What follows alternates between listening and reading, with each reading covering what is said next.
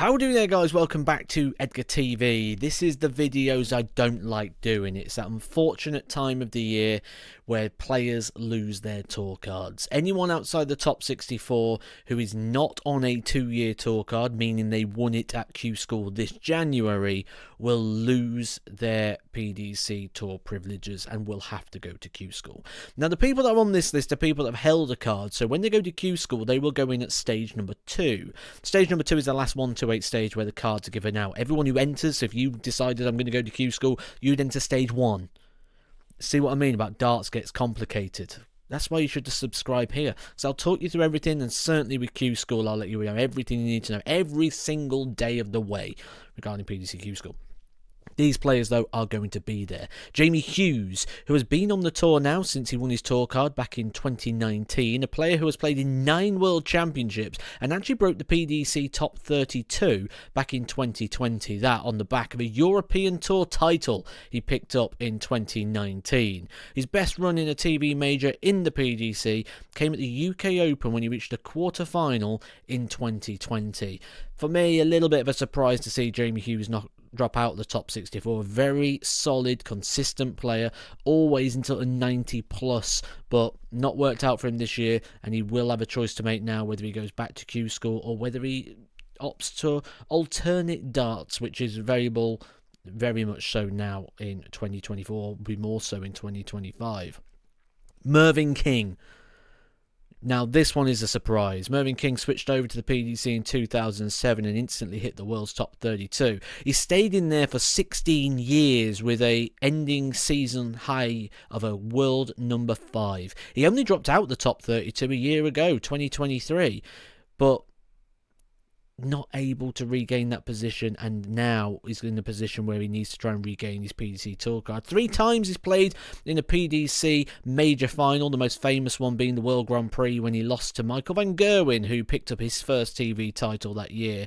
He has won titles on the BDO, the most notable one being the 2003 World Masters. Mervyn King is an iconic player. He's a player that plays with a lot of passion, shall we say, and he literally wears his emotions on his sleeve, and he's one of those players that's not scared to say what he thinks. I personally would miss Mervyn King if he doesn't get back on the tour. That being said, there's lots of opportunities for us to see Mervyn King moving forward, because there's chances now that we could see Mervyn King on the Seniors Tour, which has multiple TV tournaments and has recently announced more invitational spots will be available. We could also see Mervyn King on the Modus Super Series, so there'll be lots of opportunities. That being said as well, exhibition routes. Mervyn King, being such a recognisable face, may get more exhibition work now.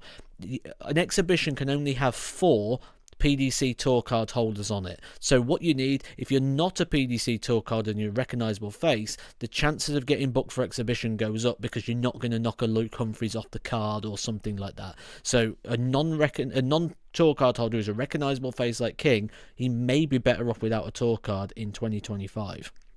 Vincent van der Voort will not have a tour card, and he's not going to try and get one. From what we hear, he's not going to be going to Q School. He didn't go to the PDPA qualifier, so now I'm starting to believe that he's not going to go there as well. We hear people say they're not going to do things, but you don't believe it until you see it. Well, I think here we're starting to see it. He did switch in 2007 to the PDC alongside Jelle Klassen and Michael van Gerwen. And when they switched over, the sort of the selling of it was sort of like he was a bit of an extra to the package of Jelle Klassen and Michael van Gerwen, but instantly got to the runners-up position at the UK Open in 2007. He's into quarterfinals of pretty much all the big events, if not beyond. 22 times Vincent van der Voort has played in World Championship darts, and he was in the top 32 of the PDC for 10 straight years. Now works in Dutch TV a lot of the time on punditry and media work, and does seem to want to be doing that on a more regular basis. He's going to be doing that for at least a year. We know he had issues during his career with his back, so he's going to take a little bit of time off. Maybe comes back, maybe doesn't. We will see.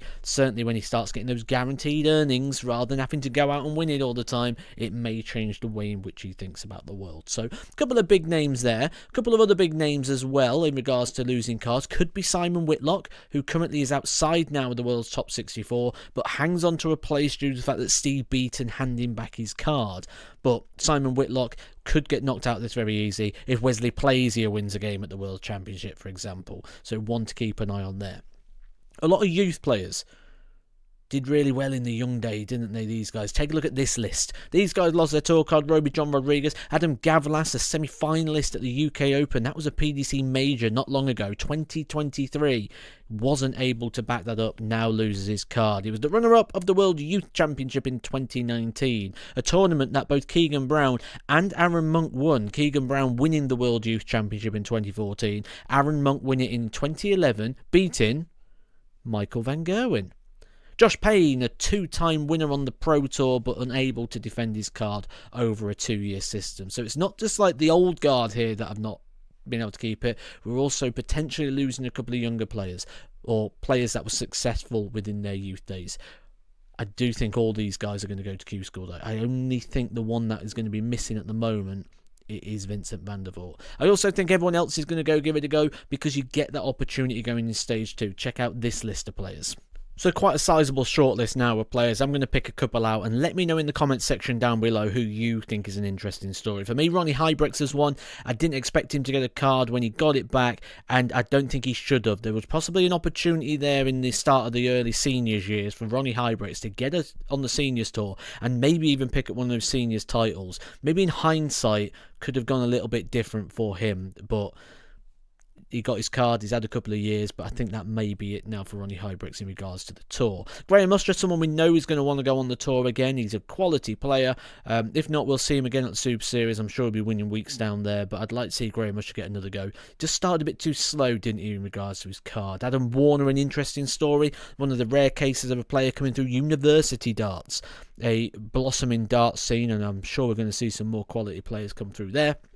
Van der Velde recently was the runner-up of the World Youth Championship. Maybe should have beat Gian van Veen, didn't do so. Now he's going to have to go back to Q School if he's wanted to spend more time on the tour. But he's certainly shown enough quality over the time in order to suggest that he's going to get another opportunity on the PDC Pro Tour. Q School will roll around in January. Not only are these people going to be there, but Barry Hearn suggests there's going to be 2,000 players entering Q School. I will touch on this in a future video, because I don't think that's going to be the case. And if it is the case, what on earth are you going to do with 2,000 players who are eligible for the Challenge Tour when you play 2 Challenge Tour events in a day? I think something needs to be revised there. But we'll talk about that in a future video, along with all other topics. Let me know for you, who is the surprise for you so far in regards to who's lost their PDC Tour cards in its current state. If a player does get it back, guys, a little bit more information for you. If a player does regain a tour card at January in Q School, they start again from 0. They don't continue with the prize money they've got. They get reset to 0 and start again, which is why Connor Scott really wants to get himself in that top 64, so he keeps his money and that world match play possibility alive. Hope you have enjoyed this video, taking a look at all the players that have lost their PDC tour cards at the end of 2024. There will be more at the end of the World Championships. I will let you know everything you need to know. Hit that subscribe, and I'll catch you soon for some more Edgar TV.